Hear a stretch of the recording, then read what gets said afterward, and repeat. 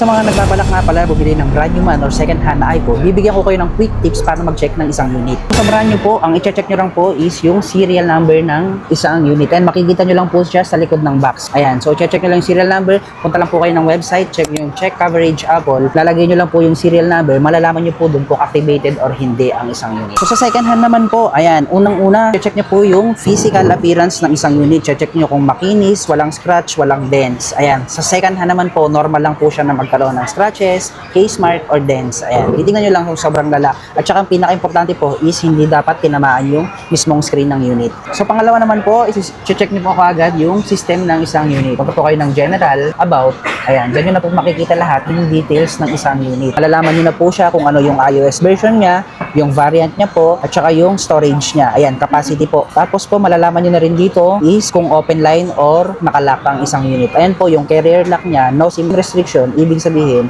open line po siya, kaya pwede siya kahit anong SIM card. Pero pag nakalagay po dyan is SIM lock, either globe lock po siya or smart lock. Ayan, tatanong nyo na lang sa seller kung saan po siya nakalock na network. So sa pangatlo po is dito naman tayo sa screen, yung LCD niya po. Ayan, kailangan nyo lang po mag-hold ng isang apps. Ayan, pag na-hold nyo po siya, ayan, i-drag-drag nyo lang po siya sa screen niya. Pag hindi po siya bumitaw, ibig sabihin goods yung unit. At pag bumitaw naman po, possible, meron na siyang dead pixels. Ayan, so hindi na goods po yung ganun. So pang-apat po is syempre yung camera. Kaya ka nga bumili ng iPhone para magkaroon ng magandang camera. So ganito po yun, open nyo lang po yung camera, tapos punta po kayo ng i-zoom out nyo po siya ng 0.5. Ayan, tapos takpan nyo po yung lente ng kung saan nakalagay yung 0.5. And then i-zoom nyo po siya. Ayan, so ibig sabihin po, gumagana po yung tatlong lente ng camera. Yan, magkakaiba po kasi yan ng lens. And then, punta po kayo ng 0.5 tapos i-zoom nyo po siya ng i-zoom hanggang sa pinakadulo. Dapat po wala pong part dyan na nagsishake-shake. Kasi pag may nagsishake po dyan, ibig sabihin, may defect yung isa sa mga camera niya. Okay, so pang lima po is yung Face ID. Ayan, syempre kaya ka nga nag-iPhone para makaranasan mo rin ng Face ID. Yung Face ID niya po nasa settings lang, hanapin nyo lang. Ayan, Face ID and passcode. Tapos, i-set up nyo lang po yung Face ID. Pindutin nyo lang po yung set up Face ID. Get started. Tapos, pag lumabas na po yan, ibig sabihin po, working po yung Face ID niya. Ayan. Ganyan po siya.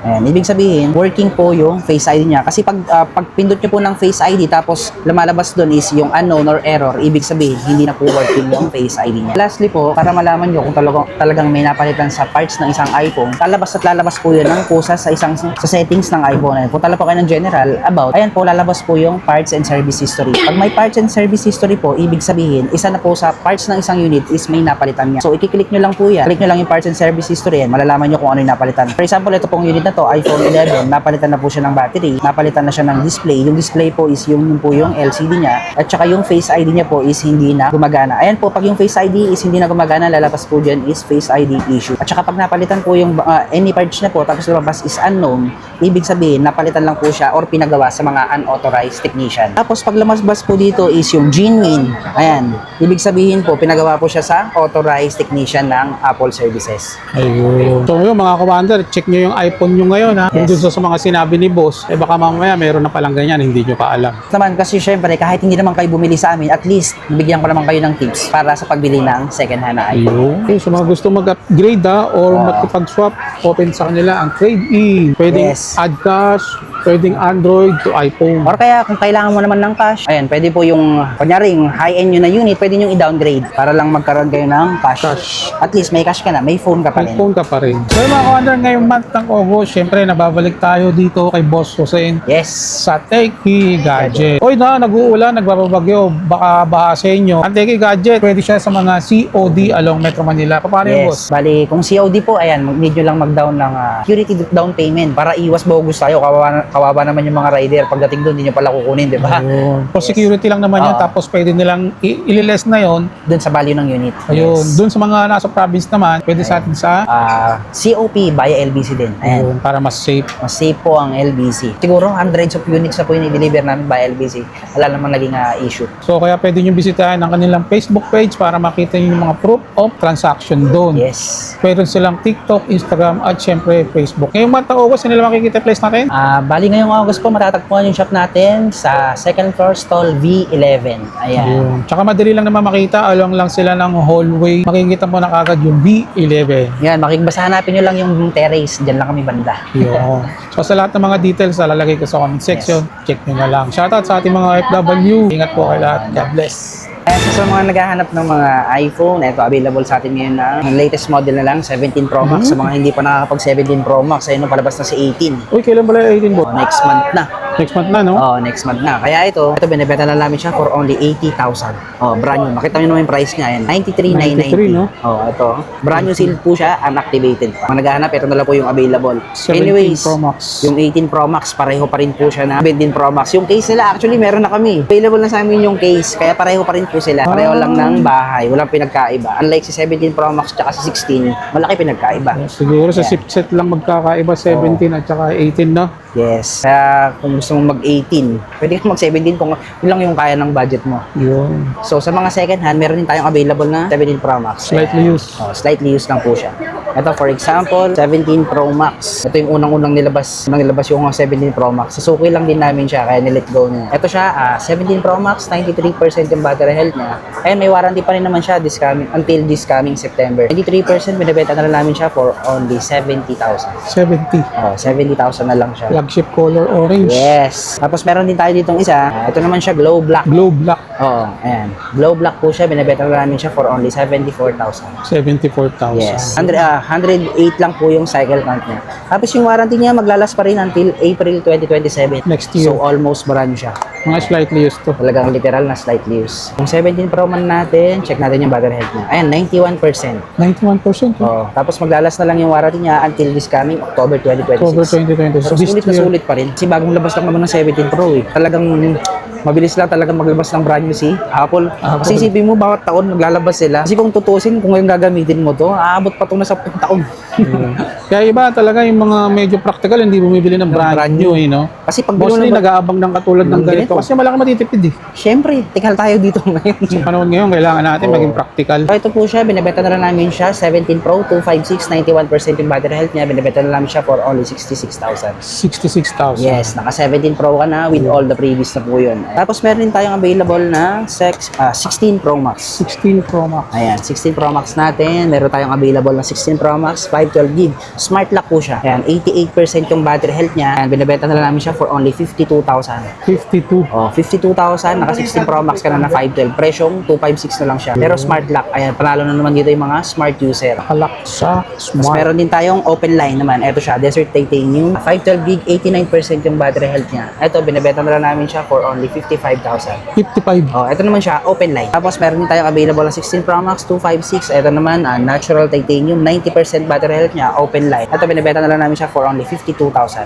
52. Yes. So sa mga nagbabalak mag-upgrade, pwede po yan dito sa Techie Gadgets. At saka sa mga nagbabalak na hindi mag-upgrade, magbenta lang, pwede rin po sa amin yan. Ito rin, available sa amin ng iPhone 16. So yung iPhone 16 natin, 128GB, 87 battery health. Ito binibenta na lang siya for only 35,000. Unang nilabas to, 70, 80. Yeah. Ngayon, makakakuha ka na lang for only 35,000. Naka 16, 128 ka na. Tapos Kaldo meron ka din na. tayo na namang 16, 256. Ayan, bagsak presyo na rin to. Kasi nung last month lang, bentahan namin 45. Ngayon, binibenta na namin siya for only 38,000. 38 naman. Oh, 38,000, 16256 open line po siya. Ayan, dalawa po. Pareho lang sila ng battery health. 88, 87 pala. Ayan, pareho silang open line. Yeah. Pagpilian nyo na lang. Anyway, lahat naman maganda yung kulay. 15 Pro Max. Isa sa pinaka-bestseller namin talaga is 15 Pro Max. Maya't maya, laging na-order. Mas marami kasi yung mga nagre-reserve online. Kasi subok ang 15 Pro Max. Hira siyang magka-issue. Yan ang pinakaganda sa 15 Pro Max. So, yung available natin ngayon is 512 tsaka 256. 256. Ayan, dito muna tayo sa 256. Yung 256 natin, 95% battery health. Open line po siya. Binibenta na lang siya for only 42,000. 42. Yes, ayan, 42,000 na lang siya. Meron din tayo ditong isa, 15 Pro Max 256. Ayan, 84 naman po yung battery health niya. Ito, binibenta ko na lang siya for only 41,000. Tapos yung 512 natin, ayan, 87% yung battery health niya. Binibenta na lang siya for only 45,000. 512 na, 45 na lang. Parang nakaraan lang December, 55 ah. Oo nga. Laki ang binaba niya ngayon. Ayan, nag-iisa lang po yung available natin na stock ng 15 Plus. 15 Plus, 256, 95% yung battery health niya. Open line, ito binibenta na lang siya for only 37,000 na lang siya. 37,000. Yes. Ayan. Mag-iisa lang po ito ah. Ito rin, available sa atin ng 15. Ito ang pinakamarami akong stock, kaya sisale ko na lang po ito. Yung 15 natin na 128 gig, ayan, 87% yung battery health niya. Ito, makikinis pa siya. Binibenta ko na lang siya for only 29,000. 29. Yes. Grabe, ang kinis pa nito. Ang kinis pa niya, no? Kasi ito, meron din tayong, ito naman yung 15 na 128 na under warranty pa po. Under warranty Oh, pa under siya. warranty pa siya. Ibig sabihin, wala pang isang taon yung unit, kaya bagong-bago pa siya. Ito, binibenta ko na lang siya for only 30,000. 30. Oh, yan. Mag-add ka na lang ng 1,000 dun sa hindi under warranty. Wow, pwede. Diba? Tapos meron din tayo ditong 15256. 21% yung battery health niya. Binibenta ko na lang siya for only 33,000. 33, 33. Yes. 256 gig na po siya. Parang yung presyo niya naging presyo 128 na lang. Sobrang baba ng presyo ngayon. So, dito naman tayo sa 14 series. Ito, ang available natin ngayon is 14 Pro Max. Sa 14 Pro Max, ito po yung available natin ngayon. Parehong 128 gig. Isang purple tsaka isang gold. Ayan. Ito po siya, meron tayo ditong 14 Pro Max. Ang ulig price po nito is 35. Bali, meron po siyang factory discoloration. Ayan.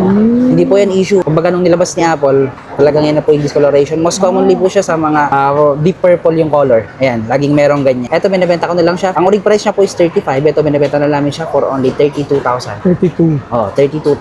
14 Pro Max 128. Tapos 95% yung battery health niya. Yun. Meron din tayong isa dito, 14 Pro Max 128. Ito naman po siya gold. Ayan, sobrang kinis pa. Grabe yung ganda. Alam mo, 128 gig. 93% battery health. Open line din po siya. Binibenta ko na lang siya for only 33,000. 33. 128. Ito, pinakamabenta ang 14 Pro is no 2024. Talagang ang dami naghahanap. Kasi nga maganda rin yung performance niya at saka bihira lang din siya sa mga issue. Yan ang kagandahan ni 14 Pro. Tsaka yung camera niya is 48 megapixel na po. Yeah. Kaya kung usapang camera, eh, talagang papalagan niyo ng 14 Pro. Ayan, yung 14 Pro natin na 256 tsaka 128 yung available. Yung 128 po, binibenta na namin siya for only 29,000. 29 sa 29, 128. naka 14 Pro ka na. Ayan, tatlo na yung camera mo, pwede mo lang ipagyabang. Yung 14 Pro naman natin na 256, 94 battery health, ito po siya, binibenta na namin siya for only 33,000. 33,000. Yan. At saka syempre, pag napanood nyo po kay Urban Wonder Matic, meron po kayong discount. Sasabihin nyo lang na nakapalo kayo sa kanya. Ayan, meron pa tayong isa dito, 256 din. Ayan, 33,000 na lang po. Ito naman tayo, ito naman sa 13 Pro Max. So, itong 13 Pro Max natin, 512 gig na po siya. Open line na rin pa siya. Ang urig price po nito is 35,000. Ito, binibenta na lang namin siya for only 29,000. Kasi Mura meron po siya. pong, may mga scratch po yung screen niya. Ayan. Pero pag nilagyan mo naman ng tempered glass, hindi mo makikita yun. Kasi dito po sa Techie Gadget, sinasabi po namin yung issue ng unit. Ayan, transparent po tayo. Tsaka dito sa nag-iisa Techie lang yan Gadgets. ha. Paunahan na lang kayo doon. Yes. Binagsak presyo yun dahil lang may scratch yung screen Yes. niya eh. Pero walang tama ang LCD. Tsaka normal lang din po sa second hand na magkaroon talaga ng scratch. Second hand po yung binibenta namin. Kaya meron talaga po siyang sign of usage. Sign of Ayan. usage. Siyempre, dapat transparent tayo dito. Ano, bibili ka ng second hand tapos wala ka man lang makikitang kahit isang gasgas. Naku, magtaka Maliban na doon. lang kung tinago. Kasi kahit nakalagay lang sa case, magkaka-case mark yun eh. Tama. Ayan. Ito naman tayo sa 13 Pro. Ito pong sa 13 Pro natin, 256 gig. Binibenta ko na lang siya for only 26,500. 26.5. Tsaka ang ganda po ng 13 Pro, 120 Hz na siya. Yeah. So para ka lang ding naka 15 Pro Max, 14 Pro Max. Dito na nag-start yung 120 Hz. 120 Hz. Yes. Meron din tayo ditong 128 gig. Ayan. Yung 128 gig po natin, binibenta ko na lang siya for only 23,500. 23, 32, Yes. 128 na. Tapos may mga kasama na po siyang freebies. Ayan, pakita natin yung freebies natin. So sa lahat nga po pala ng mag-a-avail sa amin ng unit, meron ka ng free case. Ayan, mamimili ka ng dalawang color. Tapos meron ka na rin free na isang clear case. Clear Ayan.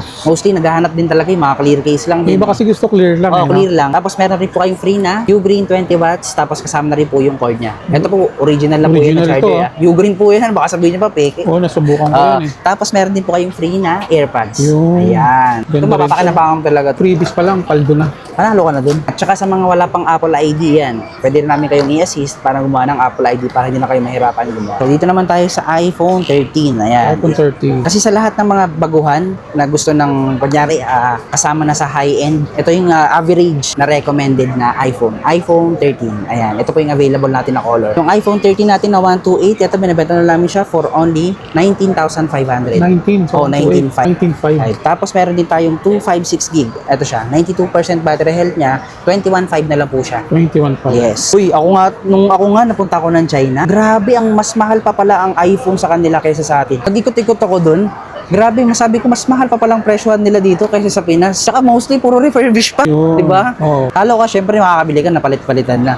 Meron tayong available dito ngayon, 13 mini. Ayan, laging may hinahanap sa akin ito. Ayan, 13 mini, 256 gig, 95% yung battery health niya. 95% pa. Open line. Ito, binibenta na namin siya for only 18,000. Nag-iisa 18. na to. Tapos meron din tayo nag-iisa dito naman. Sa mga naghahanap ng mini, napakabihira lang kami mag-stock na ito. Ito naman siya, 12 mini, 64 gig. 12 mini. Oh, ayan, oh. Sa mga mahilig sa mga maliliit na phone. Ito, binibenta ko na lang siya for only 12,000. 12,000. 64 gig oh. 12 mini. Ayun, no? Palong-palo na yun. Ito naman tayo sa 12 series. Ito yung available natin na 12 Pro Max. Ito po yung flagship color ng 12 Pro Max. Kaya isa sa pinakamaganda naman na nagustuhan ko sa 12 Pro Max, talagang yung camera niya, yung talagang pulido, parang naka-DSLR dito, yung linaw talaga. Eh, Yun nga ginamit lang, ko na yan eh. hindi siya 120 Hz, pero yung camera niya, solid. Kaya hindi magpapahuli ang 12 Pro Max kung usapang camera. Kaya, tsaka Ayan. 5G na yan. 5G na rin po ang 12 series. Ito nga po pala, meron tayong 12 Pro Max 256, 92% yung battery health niya, factory unlock. Ito binibenta na namin siya for only 23,500. 23.5. Tapos meron din tayong 128. Ayan, binibenta na namin siya for only 21,500. 21.5. Yes. Ayan, nakasale na po ang 12 Pro Max. Ang baba na ng presyo niya ngayon. So, available din pala sa atin ng iPhone 14. Ayan.